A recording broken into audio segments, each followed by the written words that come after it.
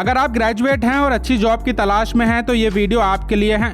गुलबर्गा शहर के Asian business centre में मौजूद आइवेंटेक बिजनेस सोल्यूशन आपके लिए शानदार मौका लेकर आया है। आइवेंटेक बिजनेस सोल्यूशन में कई सारे जॉब अपॉर्चुनिटीज मौजूद हैं जिसके जरिए आप अपने करियर को आगे बढ़ा सकते हैं। फिलहाल इनके यहाँ रिक्रूटर मैनेजर की जॉब है। अगर आपके पास 5 से 15 साल का एक्सपीरियंस है तो आप इस जॉब के लिए ट्राई कर सकते हैं। और टेक्निकल टैलेंट एक्विजिशन कंसल्टेंट की जॉब भी यहाँ अवेलेबल है। और जावा डेवलपर्स के लिए भी यहाँ जॉब है। अगर आपके पास 2 से 6 साल का एक्सपीरियंस है तो आपको जॉब मिल सकती है।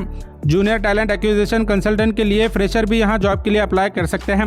अकाउंटेंट की जॉब के लिए अगर आपके पास 2 से 5 साल का एक्सपीरियंस है तो आपको जॉब मिल सकती है। पेरोल और अकाउंट एक्सपीरियंस वाले कैंडिडेट्स के लिए HR और एडमिन की जॉब यहाँ अवेलेबल है। याद रहे, ग्रेजुएट कैंडिडेट्स इन सभी जॉब्स के लिए अप्लाई कर सकते हैं।